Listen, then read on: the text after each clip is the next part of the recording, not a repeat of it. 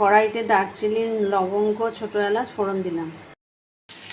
একটু কাঁচা পেঁয়াজ দিয়ে দিলাম, চামচ রসুন, একটু লঙ্কা বাটা আর একটু আদা বাটা দিয়ে দিলাম। একটু নুন দিয়ে নিয়েছি আর আলুগুলো খোসা ছাড়িয়ে রেখেছিলাম দিয়ে দিলাম। লঙ্কা গুঁড়ো দিয়ে দিয়েছি আর একটু জায়ফল আর জয়ত্রী দিয়ে দিলাম। দেরাদুন রাইসটা ভিজিয়ে রেখেছিলাম, প্রেশার কুকারে দিয়ে দিয়েছি জল ঝরিয়ে, ওই আলুর মিশ্রণটা দিয়ে দিয়েছি। এবার একটু রোজ ওয়াটার দিয়ে দেবো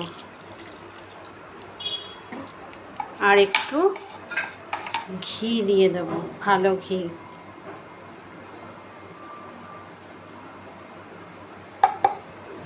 এবার একটু সামান্য জল দিয়ে প্রেশারে বসিয়ে দেবো।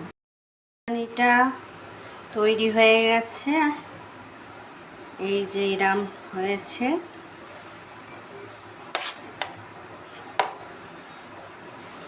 ওর সঙ্গে একটা আলাদা করে ডিম সেদ্ধ করে দিয়ে দিলাম। আলু বিরিয়ানি কমপ্লিট।